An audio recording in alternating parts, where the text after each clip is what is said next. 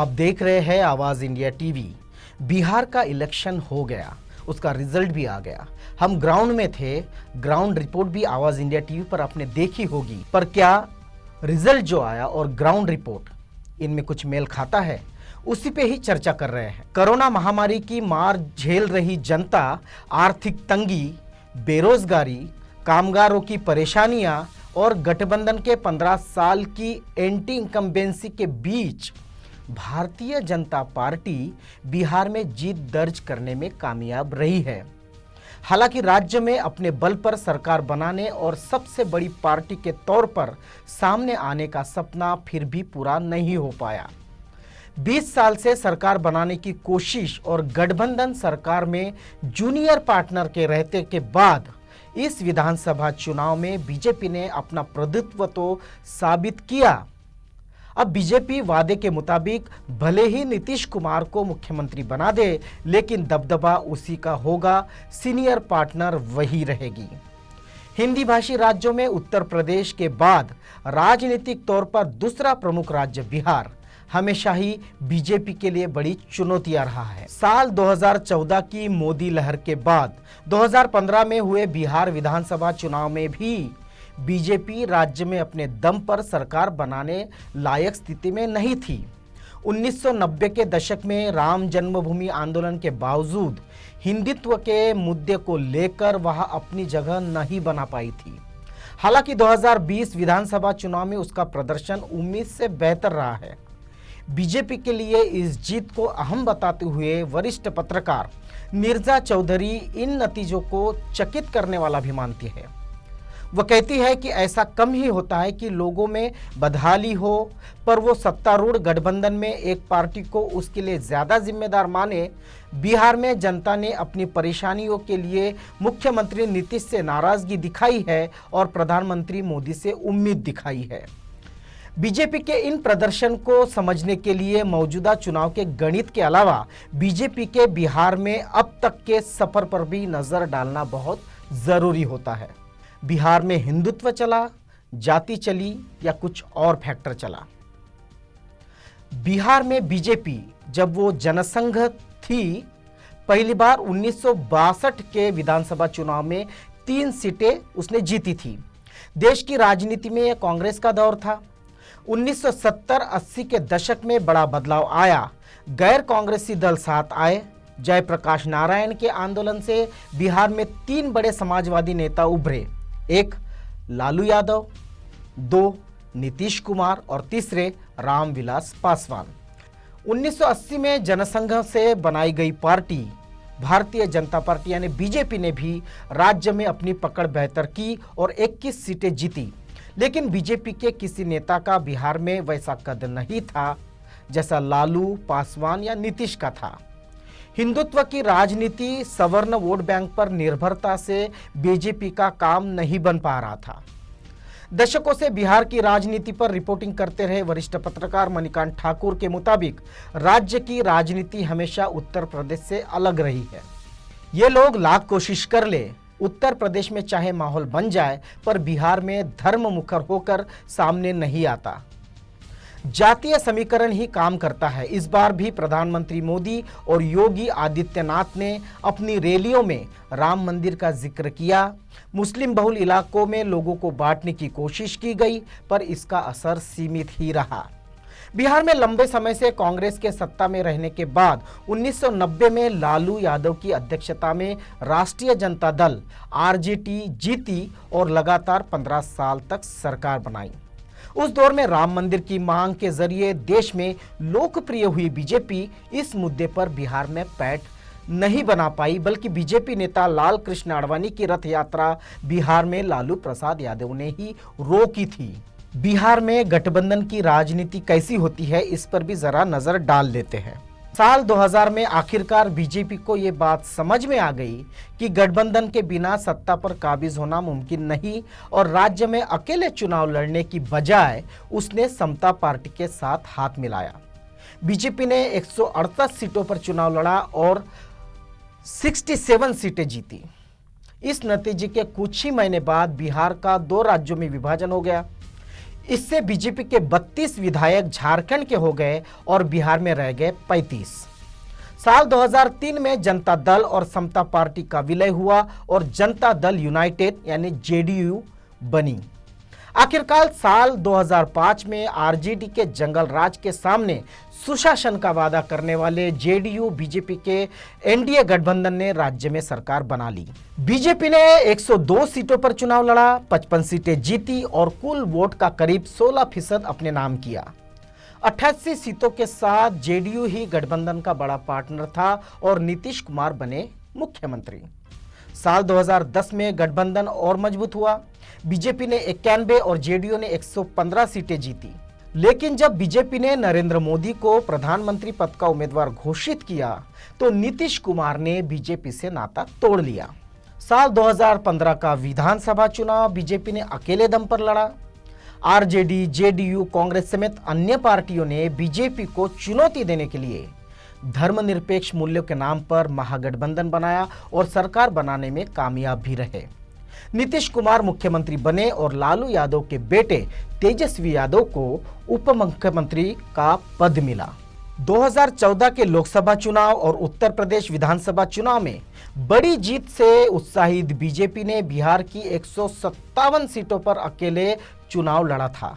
तब पार्टी अध्यक्ष रहे अमित शाह ने कहा था कि अगर बीजेपी हारी तो पाकिस्तान में पटाखे फोड़े जाएंगे।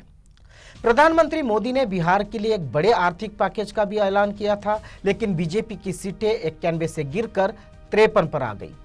चुनाव में बीजेपी चाहे हारी हो, लेकिन 2 साल बाद उलटफेर में वो फिर से नीतीश कुमार के साथ गठबंधन बनाकर सत्ता में काबिज होने में कामयाब रही। जैसा कि आप सब जानते हैं, इस काम में अमित शाह बहुत माहिर है। नीतीश कुमार ने उप मुख्यमंत्री तेजस्वी यादव पर लगे भ्रष्टाचार का हवाला देते हुए पद से इस्तीफा दे दिया। इसके बाद वे बीजेपी के साथ गठजोड़ करके फिर मुख्यमंत्री बन गए। एक बार फिर साफ हो गया कि बीजेपी को बिहार में गठबंधन की जरूरत थी। बिहार के परिप्रेक्ष्य में 2020 में क्या बदलाव दिख रहा है?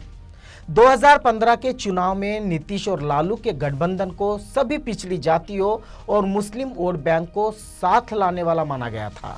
वरिष्ठ पत्रकार मणिकांत ठाकुर के मुताबिक जातीय समीकरण को ध्यान में रखते हुए अपनाई गई बीजेपी की रणनीति उनके लिए काम कर गई। बीजेपी ने अति पिछड़े वर्ग में अपनी पैठ बनाई, यादवों की जमीन कमजोर करने के लिए लगातार पिछड़े वर्ग के लोगों को नेतृत्व में शामिल किया और महादलित समुदाय के ये भावना बढ़ाई कि मोदी ही सबको बचा सकते हैं। प्रधानमंत्री मोदी कई चुनावी रैलियों में पिछड़ी जाति होने का जिक्र करते रहे हैं। पिछले दशकों में बीजेपी ने अपना वोट बैंक भी धीरे धीरे बढ़ाया है। साल 2015 में कम सीट जीतने के बावजूद पार्टी को कुल 24% वोट मिले। वह राज्य में मतों के प्रतिशत के मामले में नंबर 1 पार्टी बन गई। 2019 लोकसभा चुनाव में बीजेपी ने अभूतपूर्व कामयाबी हासिल की और राज्य के 40 में से 39 सीटें जीत ली। बीजेपी ने 2020 का विधानसभा चुनाव जेडीयू के साथ अलायंस में लड़ा तो जरूर उस पर रिश्ते में दरार दिखने लग गई थी। वरिष्ठ पत्रकार मणिकांत ठाकुर के मुताबिक इसके बावजूद गठबंधन न तोड़ने के पीछे बीजेपी की राजनीति थी।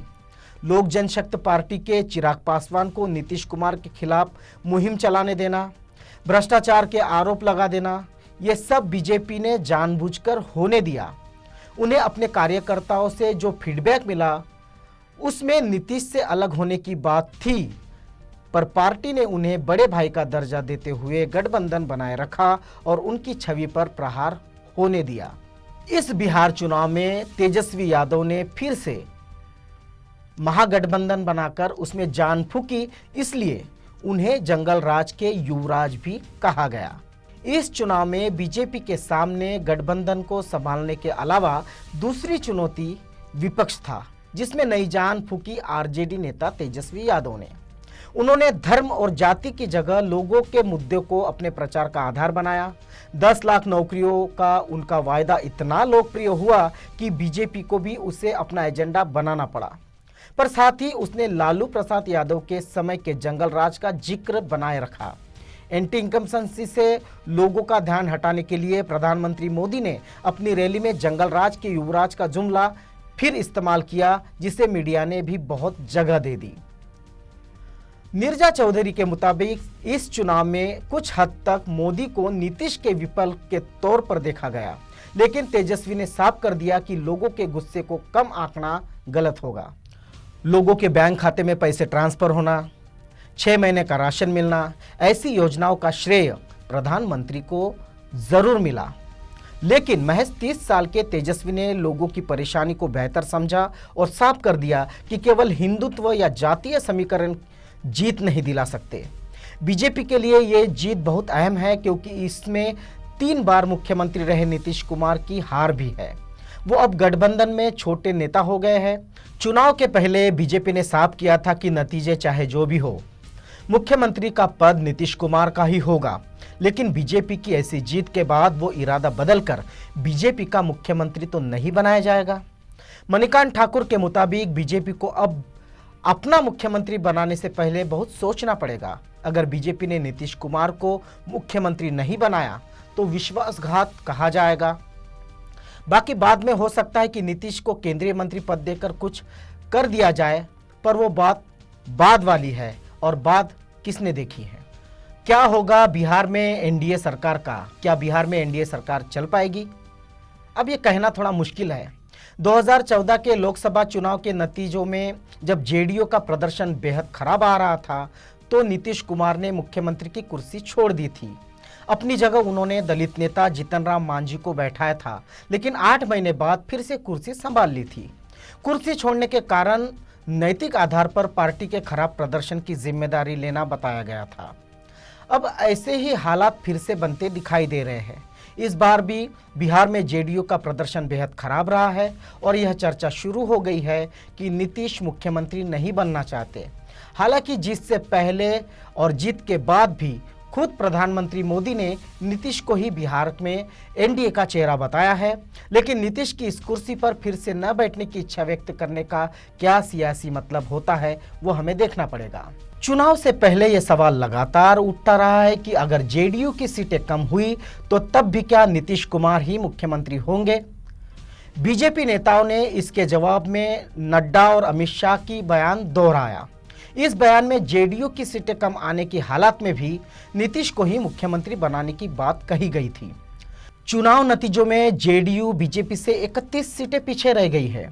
जेडीयू को इस बार 43 सीटें मिली है, जो 2005 के बाद उसका सबसे खराब प्रदर्शन है।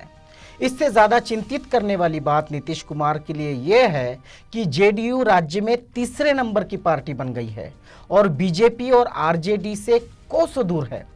हालांकि पार्टी के नेता इसके लिए एलजेपी को जिम्मेदार ठहरा रहे हैं, लेकिन चुनाव प्रचार के दौरान भी तमाम चैनलों पर यह रिपोर्टिंग बताया जा रहा था कि राज्य में नीतीश कुमार से लोगों की नाराजगी बढ़ी है। नीतीश कुमार जानते हैं कि इस बार राज्य में सरकार चलाना उनके लिए आसान नहीं होगा, क्योंकि बीजेपी ज्यादा ताकतवर है।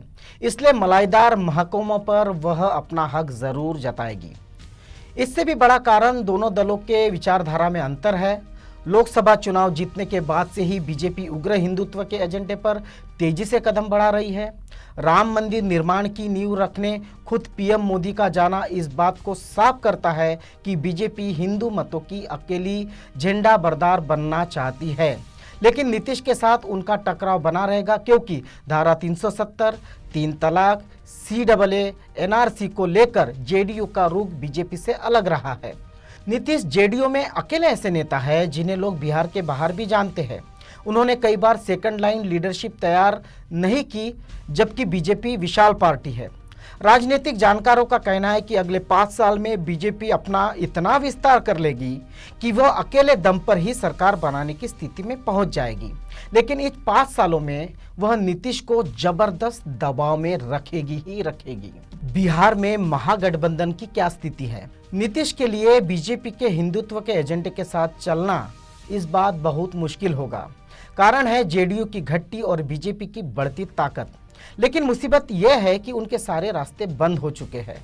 अब अगर वो महागठबंधन के पास गए तो लालू के द्वारा रखा गया उनका नाम पलटू राम सही साबित हो जाएगा। हालांकि बीजेपी इस बात को भी जानती है कि अगर उसने ज्यादा दबाव बनाया तो नीतीश उनका साथ छोड़ सकते हैं और आरजेडी उन्हें बाहर से समर्थन देकर मुख्यमंत्री बना सकती है। इसी डर को भांपते हुए बीजेपी उन्हें पूरा सम्मान दे रही है, उन्हें सम्मान देने की कोशिश कर रही है। इसलिए चुनाव नतीजे वाले दिन शाम को ही बीजेपी के बिहार प्रभारी भूपेंद्र यादव, बिहार बीजेपी के अध्यक्ष संजय जायसवाल और उप मुख्यमंत्री सुशील मोदी और केंद्रीय मंत्री नित्यानंद राय उनके घर गए और उनसे मुलाकात की। बीजेपी ने बिहार के नतीजे आने के बाद पूरा जोर इस बात पर लगा दिया है कि एनडीए की जीत सिर्फ मोदी के चेहरे के वजह से हुई है, वरना नीतीश तो लुटिया डुबो चुके थे। वह नीतीश के सियासी कद को बौना कर देना चाहती है। नीतीश इस बात को समझते हैं और इसी वजह से शायद दबाव में भी है। बिहार में जब बीजेपी ने अपनी पोस्टरों से नीतीश को गायब कर दिया था, तभी यह साफ हो गया था कि बीजेपी राज्य की सियासत में अपने नेता को मुख्यमंत्री की कुर्सी पर देखना चाहती है, लेकिन सियासी मजबूरी में वो नीतीश को नेता बता रही है। चिराग पासवान के रुख को लेकर बीजेपी पर हमला होता रहा कि उसने ही उन्हें उकसाया है और नीतीश के खिलाफ इस्तेमाल कर रही है। जेडीयू नेताओं को ये बात भी पता थी और है, लेकिन खराब प्रदर्शन के बाद वे भी ज्यादा कुछ नहीं कह सकते। एक तो बीजेपी का हिंदुत्व का एजेंडा, दूसरा चिराग का लगातार हमलावर होना नीतीश को आगे परेशान करता रहेगा। उनकी सियासी हैसियत भी इतनी नहीं रह गई कि वे चिराग को एनडीए से बाहर निकलवा दे। चिराग का एनडीए में बने रहना और नीतीश को कोसते रहना, ये दोनों बातें लंबे वक्त तक नहीं चल सकती।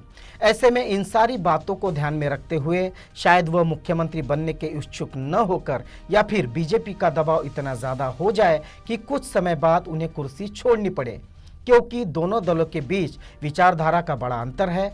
ऐसे में बिहार में एनडीए सरकार कितने दिन चल पाएगी, कहना बेहद मुश्किल है। तो बिहार में क्या होगा ये देखेंगे और आने वाला वक्त बताएगा।